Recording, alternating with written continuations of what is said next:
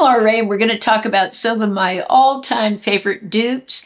I try out hundreds and hundreds of products each year, and over the past few years, I have found some that are just standout products. And I have a couple of new things that have quickly become great alternatives for high-end makeup. I had heard that this YSL primer was great as a base for makeup, so when I purchased this, I was wanting to try it and see if I could find something that would work just as well that's more affordable. This primer does leave your skin with a fairly silky feel. I do notice scent to it, which I don't really like. I try to stay away from scented products as much as I can. My skin reacts normally to scent, but my skin doesn't react to this, which is good. Now, one that's brand new that I think is actually much better is from CoverGirl, their True Blend. This is called the Velvet Blur. Now, it also comes in color correcting, which I bought. The texture of that is very different, thinner, more runny. This is definitely a silicone-based primer that really does seem to fill in the lines much better than the YSL. So if I had my choice and I didn't care about how much money I spent, I would still buy this because I think it's a superior product. I didn't do a comparison of eyeshadows for this video, but I wanted you to know that I think one of the best affordable eyeshadows out there are the Profusion. I had promised you a nude look, and that's what I've done today, and I've kept it so simple. All I've used are a couple of shades. I used this on the lid, and then I just mixed a couple of shades in. I find that these Profusion are just as good as some I spent more for. I would put it out there that they're as nice as my By Mario. I bought the By Mario palette. I don't find any difference. I don't find any difference in the blendability of it. The pigment, these last so long. Now I'm using the Wet n Wild primer today. And again, that's one where I think it's sort of a waste of money to spend money on expensive eye primers. Now I do love my MAC paint pots, but they double. They double as a primer and an eyeshadow. So I feel like I get my money's worth out of these. But when it comes to just a straight up primer, I feel that the Wet n Wild is just fabulous if you're not looking to blur out like discoloration in the lids. If you are, then I say I really think it's worth spending for the MAC, and you can also use it as an eyeshadow. For mascara today, I'm using the e.l.f. Lash Extender. I've talked about this a lot, so I won't go into great detail, but I don't have the Thrive anymore. It expired, and I'm not going to repurchase. I feel like this is just as great. For those of you that don't know what a tubing mascara is, what a tubing mascara does is the product itself wraps around the lashes, forming a little tube. And the great thing about this is it doesn't flake during the day, it doesn't smudge, which is great, especially for those of us that live in very humid climates. I always have trouble with that. When I smile and I raise my cheeks like this, I will find that mascara will smudge. But with a tube around it that dries, it stays great all day. And then it just washes off with water. That's another thing most people love is you don't need eye makeup remover. They actually say not to use that. I will often just take a wet Q-tip and sort of go over the lashes and it just falls off. So I say save yourself money and get the e.l.f. The foundations that I'm going to show you today do not match color-wise. I want to put that out there. And both of them are not my favorite color anymore. I've been going a little deeper with foundation. But today on this side, I'm wearing one of the most long-lasting foundations that I feel is closest to Estee Lauder Double Wear. This is a favorite of so many people, including me and my mom. My mom loved Estee Lauder Double Wear. I think she said it was her favorite she ever used in her whole life. She really loved it. I had bought it for one Mother's Day, and after that, she just wanted to wear only that. Well, I think the HD from Catrice is just as great. This is also long-lasting. It says up to 24 hours. I've worn this for 12 to 14 hours and it just didn't ever budge. It also has niacinamide in it. It says it's mattifying. If you mix a more luminous setting spray in it, then that will give you more luminosity if you feel it's too flat. Now, I love the Estee Lauder Double Wear. The shade I'm wearing today is 2N1 Desert Beige. I go a little above that now, and this shade is 30 Sand Beige. And for both of these, I wish they were a little deeper, but you can see that the finishes of them look very similar. I can't really tell a difference. I can't tell a difference in the longevity. So I say, save your money and try the Catrice. Let's talk about highlighters. On this side, I'm wearing the Wet n Wild Mega Glow. This is one you're not hearing about much anymore, but it was super popular when it came out. And since then, I have bought the Rare Beauty highlighter. Now, these are very close in the shade, not exact dupes for the shade either. But once it's on my skin, I can't really see a difference. I don't see a difference in the longevity. The Wet n Wild products really last great. Now you can see this has 0.5 ounces in it, and this has 0.52. So that's what's funny. This looks so much bigger because of the plastic here at the top. But as far as product, there's the same amount. There's a huge price difference. So for me, I'm going with the Wet n Wild. I love Hourglass powders. I think they're beautiful. I bought this travel size. I like to replace these more often, and I find that since I'm trying so much makeup out, I could never get through all the powder of a full size. So this is their bronzer, their Radiant Bronze Light. And I think it's beautiful on the skin. It's what I'm wearing on this side of my face. I've used it as a blush today. I will often do that, just not wear blush and wear a bronzer instead.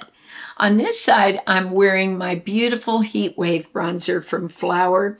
This is one of my all-time favorites. It's in the shade M1. They have two shades. This is the lighter of the two.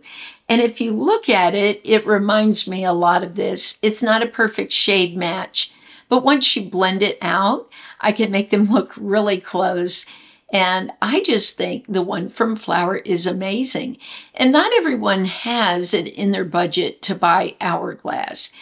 I would say of all the products you've asked me to find dupes for, Hourglass is one of the top brands that you've said, can you find something like that? Because I just don't have it in my budget to buy Hourglass. So I would say go with Flower. I've never been disappointed. Look at how big the pan is. You could really get your brush in, bronze all over. You could bronze your chest if you wanted to. I just usually take it down to the neck, but I love this bronzer. When Becca first came out with their under eye brightener, I ran to get it, but I found that it was a little thick for me. Now my daughter, Danielle, who's 27 years younger, loves it. I have repurchased it for her as a gift probably at least 5 times. So I'm a fan of it, but not for me. It's a little too heavy. So what I found that works for me that's super affordable, around $6, is the Catrice. The Catrice Under Eye Brightener looks very similar, but it's just a tad bit thinner. Not as thick, which works for my almost 60 eyes.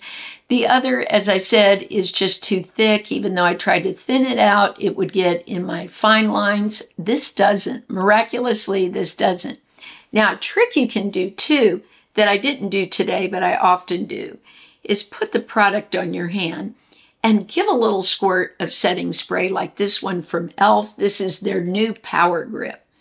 And what you do is spray a little bit there, mix it up, and then all you have to do, you won't have to use a setting powder, is just go on the eye like this and tap. You get that brightness and that long-lasting product without heavy powder underneath. So look at just putting a little bit more. Let me blend that out.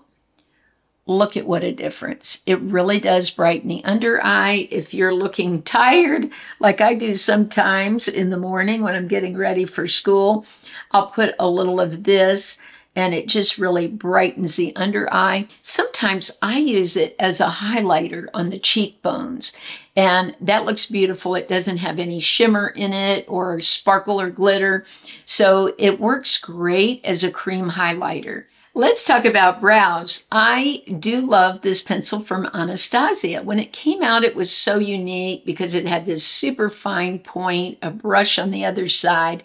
And at this time, most of the pencils were very thick. And for people like me that don't have super thick brows, we had trouble making a nice brow. So this was a top seller. And then, of course, a lot of companies have come out with pencils that look like it with super fine points. CoverGirl's come out with one recently. Well, I purchased this one from ColourPop, and I love it. It's in the shade Taupe, which works for me. The light brown doesn't usually look right, and blondes are too light. So I've found that Taupe is a pretty good shade for me. This is super fine, like the Anastasia. I really actually like it a little bit better. I find the Anastasia is a little dry, a little stiffer. This is a little creamier. I find that I can get nice little hairs easily with this, so I just really like it, and the price difference is a lot. And we will often go through these pencils pretty quickly if you wear them every day like I do. So I found that ColourPop is an amazing alternative or dupe. Now, I want to say that these lip products are not dupes, but they are similar in the look of them. So the Dior is a lip maximizer. It's actually a lip plumper. I think it's beautiful. It definitely has that peppermint feeling. It makes my lips look pretty, but it's very pricey. I tried it only to try to find a dupe for it. And of course, there's a lot of these lip plumpers on the market that are very affordable if you're looking for that. Now, I love this one from CoverGirl. It's from their Glow Paradise line, and it's in the shade number 20 Celestial Blossom. When this is on my lips, it gives the same look. So I don't know how much sometimes some of these lip plumpers do. I have certain ones I really like the City Beauty. I love the one from City Beauty because not only does it have plumping ingredients, but it's got sparkle and luminosity to it. Some of these don't, and some that I've tried I really don't feel make any difference in the plumping. I do think the Dior plumps slightly, but nothing dramatic at all. So for me, I won't repurchase this. I'm really happy with the L'Oreal. Recently, Tatcha came out with a new lip balm. It's called the Kissu Lip Tint, and it's got a 25 sunscreen in it. I was super happy about that. I like wearing lip products with sunscreen in them, and the packaging is absolutely stunning. It's gorgeous, and I love their lip products. It goes on smoothly. It's gorgeous, but some of you probably have a SPF you put underneath, like maybe a Vanna cream, something that's really affordable. I've used that before, and maybe just want to put a lipstick on top. Well, these from L'Oreal, again from their Paradise line, these look gorgeous and look very similar on the lips. So if you're just looking for that balmy look with moisture, you could use these as an alternative. Again, this has no sunscreen in it, so if that's what you're looking for, you would need to apply a sunscreen underneath. So this is great if you're looking for that, but I do love the look of these. They're very similar in look and super affordable. One of the most famous lip glosses on the planet is this one from Fenty. Fenty is right up at the front of Ulta, so every time I come in, I'm looking at Fenty products. This is the Fenty Glow #1, and this is one of their most popular. It's beautiful. I love it. It's very glossy, shiny. But if you're looking for something more budget-friendly, the Revlon, the gloss, the super lustrous, in the shade Rosy Future, #260, looks so similar. I love these glosses from Revlon. I think they're so underrated. I rarely hear anybody on YouTube mention them. I use them all the time. I think they're beautiful. They come out with a lot of great shades. And this one is very close in the look of it to the Fenty. So while I love the Fenty, if this isn't in your budget, I think you'd be super happy with the Revlon. I am. I think it's very moisturizing on the lips and gives a very similar look. This is one of the most famous lipsticks on the planet. It's Charlotte Tilbury's Pillow Talk. I don't know how many sell every minute or every second. It's just very famous. And mostly because the Pillow Talk is supposed to be more universal and flattering for everyone. And now Charlotte's even come out with a Pillow Talk Deep and Pillow Talk Fair. So there's supposed to be something for everyone. This is the first one, just the Pillow Talk, which is more of a medium shade. I love this shade. I've bought this lipstick a couple or maybe 3 times now. But one I love even better is from Flower, the Spice Petal. I've talked about this more recently because at one time I didn't talk about it because you couldn't find it.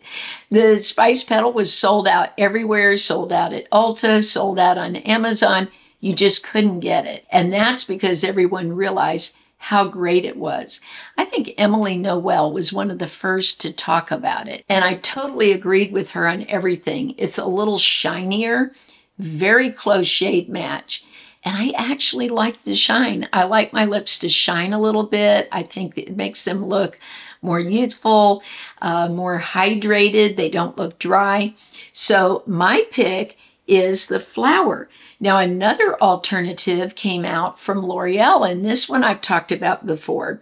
It's called Worth It, and it's number 601. This is a great alternative to Charlotte's shade too.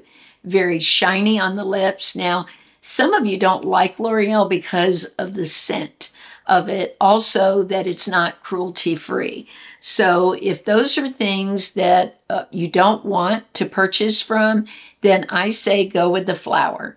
Another of Charlotte's products that is so famous is her Airbrush Flawless Finish Powder. This is the shade Medium. I recently repurchased it. Mine had expired, and I wanted it to compare powders with.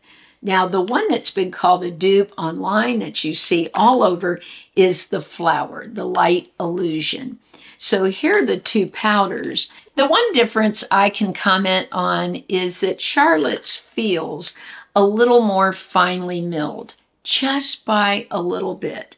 I feel like the Flower is just a tad bit thicker than Charlotte's, but not much, and probably not that noticeable on the skin. That's why I wear the Flower all the time. I love the Flower powder.